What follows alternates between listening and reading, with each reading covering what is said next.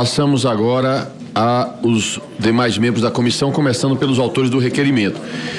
O deputado Felipe Barros, quero até pedir desculpas porque eu não concedi questão de ordem.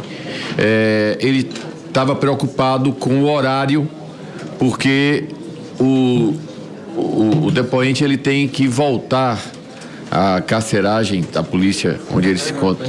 Perdão, ele está com medida de segurança e com medida de recolhimento, perdão, doutor Anderson, e tem que voltar para a sua casa até às 20 horas. Então, a questão de ordem do deputado era no sentido de, ele me informou ali atrás, era no sentido de perguntar... Para você que nos acompanha nesta terça-feira, a gente vai para um rápido intervalo através do rádio, são 10 horas e 52 minutos, já voltamos. Se possível, nós fazemos alguma solicitação ao ministro Alexandre de Moraes para que não fosse interrompido o depoimento. Entretanto, eu quero até registrar aqui, pelas minhas contas, pelo tempo corrido aqui de todos, nós teremos mais 7 horas de depoimento, mais 1 hora de almoço, então teremos mais 8 horas. Como são 11 horas, tudo indica que nós deveremos encerrar os nossos trabalhos antes das 20 horas. Portanto, não haverá essa necessidade e eu já tranquilizo o deputado Felipe Barros e peço desculpas por não ter concedido a questão de ordem.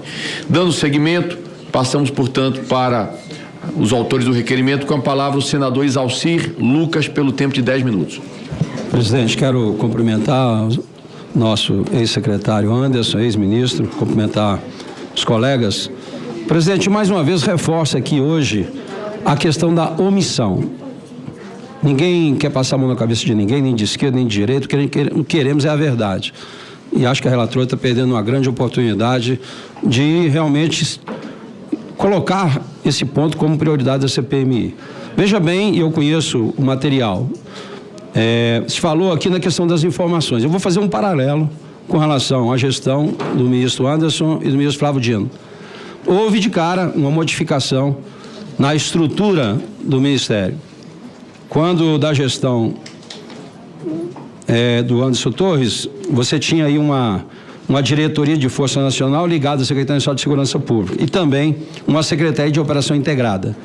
Com a posse do novo governo, o ministro Flávio Dino integrou a diretoria de Força Nacional juntamente com a Operação de Inteligência.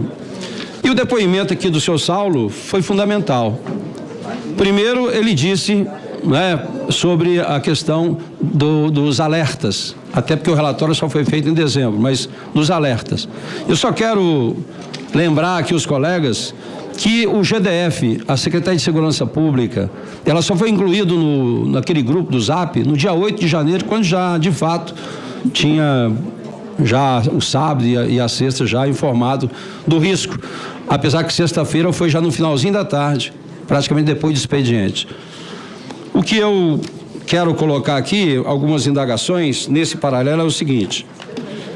Bem, mudado então o organograma do Ministério, onde o Flávio Dino coloca a diretoria da Força Nacional, a diretoria de Inteligência na Secretaria Nacional de Segurança Pública, desse modo as informações de inteligência chegam à diretoria de inteligência e são tratadas. Na sequência, sobe para a Senasp. Na gestão de você era CEOP. Daí seguem para a Secretaria Executiva para depois chegar ao ministro. Pois bem, o senhor Anderson, entre o dia 2 e 8 de janeiro de 2003, chegaram nada menos que 29 alertas, Anderson, nesse período. Da ABIN, a Diretoria de Inteligência do Ministério da Justiça, aliás, 15 desses alertas chegaram antes mesmo do início das invasões. Eu pergunto, pela experiência, pela forma como trabalhava, e aqui no DEF trabalhou muito bem, seria plausível imaginar que esses alertas, pela própria importância deles, não teria chegado ao conhecimento do ministro Flávio Dino? Ou se fosse Vossa Excelência, não teria chegado? Tamanha a importância dos alertas? Eu lamento, se eu não me engano, pelo que o senhor falou, parece que eles extinguiram a CEOP. Eles passaram a diretoria de inteligência para a Secretaria Nacional de Segurança. A CEOP era uma subsecretaria, era uma secretaria extremamente importante na questão da inteligência e na questão das operações integradas no Brasil inteiro. Num mesmo dia conseguia-se operar, fazer uma operação com as 27 polícias civis ou com as 27 polícias militares, com números assim estrondosos. Eu li aqui para os senhores, por exemplo, uma operação Maria da Penha de 8 dias, 27 mil vítimas atendidas, só para o senhor ter uma noção disso. E a informação de inteligência, com certeza, dessa gravidade novidade chegaria ao ministro. Senhor Anderson, por acaso Vossa Senhoria conhece o delegado da Polícia Federal, Tomás de Almeida Viana? 10h56. Para você que está sintonizado na programação da Jovem Pan, nós estamos acompanhando o depoimento de Anderson Torres, ex-ministro da Justiça do governo Bolsonaro, na CPMI do 8 de janeiro. Vamos direto a Brasília continuar. Conhece também o 3º sargento da Polícia Militar do Amazonas, o senhor Glauber Amorim de Carvalho? Esse não conheço. Bem, senhor Anderson, como podemos rastrear o caminho percorrido por esses alertas da ABIN dentro do Ministério da Segurança Pública, Ministério da Justiça? Eles são cadastrados em algum sistema na época? Sim, eles são. É um sistema central de inteligência. A inteligência tem uma doutrina própria, né? Chegam as informações, a pessoa analisa quem precisa ter acesso àquilo e difunde, muitas vezes sem até autorização. Não precisa de autorização para fazer a difusão, não, senador. Eles podem difundir ali de imediato e depois fazer a comunicação. Bem, o oficial de inteligência, o Saulo, ele disse tudo isso, né, que tinha mandado 29 alertas, 15 antes das invasões. Confesso que se tivesse sido aplicado o protocolo, de fato não teria acontecido, porque, como Vossa Senhoria sabe, diferentemente dos outros estados, aqui a Secretaria de Segurança não trabalha a parte operacional. Exato. Então, de fato, a discussão que foi feita aqui é a questão de alerta e prontidão. Eu acredito que ninguém está desconhecendo isso.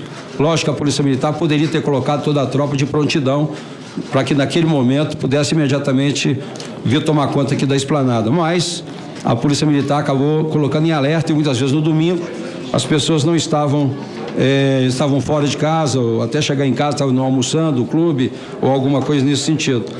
Mas não tira, a obrigação da utilização, como foi utilizado aqui posteriormente, da Força Nacional. Por isso que nós, inclusive, chamamos aqui, não conseguimos aprovar ainda, o requerimento, convocando aqui o presidente da Força Nacional, porque o artigo 4º, o parágrafo 4º do decreto-lei permite que, mesmo independente do governador, o ministro poderia ter avocado, teria chamado aí a Força Nacional.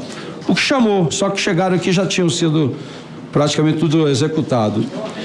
Bem, não seria razoável esperar uma reação mais contundente e proativa por parte do Ministério da Justiça, dado que no dia 7, no sábado, já havia a confirmação de que havia invasão de prédios públicos? Eu acho que principalmente na questão da transmissão das informações, senador. Eu acho que para nós da Secretaria de Segurança, está certo que eu não estava aqui no dia 7 e no dia 8, mas eu acho que faltou informação. E nós montamos inclusive uma célula de inteligência na Secretaria de Segurança. A célula de inteligência é uma mesa com todas as equipes recebendo informações online. Então, com essa célula montada, eu acho que, e as informações chegando, acho que a gente teria uma maior efetividade aí, principalmente as forças de segurança do DF. Reforçando ainda mais, diante desse cenário, não lhe parece crível a hipótese de que o governo federal simplesmente deixou a quebradeira acontecer? Ele poderia ter evitado? Com os instrumentos que Vossa Senhoria tinha e o Ministério também. Eu acho que precisa ser apurado. Isso é o que precisa ser apurado aqui na comissão. Bem, com relação às imagens, presidente, até ia perguntar também aqui ao senhor Anderson, por que razão o Ministério da Justiça da Segurança Pública aqui reluta tanto em liberar as imagens do dia 8? Uma vez que as imagens dos próprios prédios invadidos aqui, Palácio do Planalto, Supremo, Câmara dos Deputados e Senado Federal, já foram disponibilizados. Eu acho que eu não vou fazer juízo de valor, até porque não são tantas câmeras assim, e as imagens que o Ministério tinha de lá para cá já foram colocadas de vários ângulos aí, pela própria televisão, pela própria imprensa. Não vejo grande novidade nas imagens do Ministério. O presidente já deve estar recebendo esse material, né? Conforme. Bem, no dia 28 de dezembro, ainda durante a gestão à frente do Ministério da Justiça, a ABIN encaminhou o relatório de inteligência 1323-2022. A diretoria de inteligência do Ministério insiste, a ABIN reportou a presença de grupo extremista, composto de reservista do Exército Brasileiro, com indicativo de mobilização violenta. Muito provavelmente por isso, Vossa Senhoria, logo no primeiro dia, na semana, aqui na Secretaria de Segurança, reuniu na manhã do dia 6 com o general Dutra, Vossa Senhoria já falou sobre isso, para desmobilizar definitivamente. Foi dito, inclusive, que havia somente 300 manifestantes, sendo que metade deles só estava ali por conta da alimentação que distribuía, que era o morador de rua. Exatamente. E a outra metade não tinha dinheiro para voltar para o estado de origem, vários eram fora daqui. Portanto, durante toda a semana em que o senhor esteve à frente, entre o dia 2 e o dia 6, Vossa Senhoria assinou o plano estratégico, né, para a manifestação prevista no dia 8, que é o PAI 02, que você deixou cópia aí, que depois eu vou analisar com o que eu tenho. E se reuniu com o general Dutra para tratar da desmobilização definitiva. No entanto, foi preso por omissão.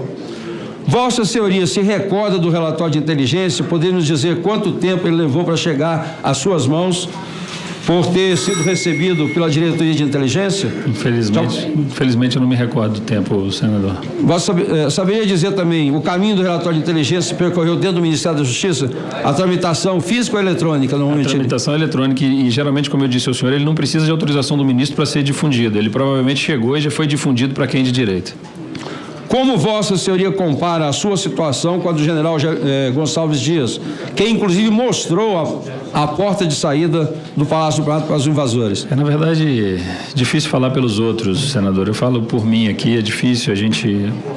Né, eu não queria tocar nesse assunto, se o senhor assim permitir.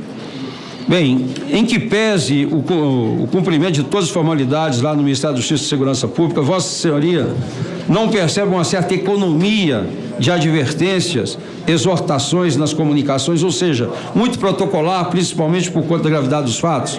Sim, senhor. Para concluir. Deixa eu só fazer a última pergunta que já responde junto, então. Vossa Senhoria saberia nos explicar por que razão se deixou de publicar a portaria 272 de 2023 apenas no Diário Oficial do dia 10 de janeiro de 2023 e não numa edição extraordinária do Diário Oficial do próprio dia 7? Será que o Ministério da Justiça não queria chamar a atenção de ninguém para a gravidade dos fatos? Que só foi publicado dia 10. Pois é. Enfim, difícil responder. Muito obrigado, senador Exalci Lucas.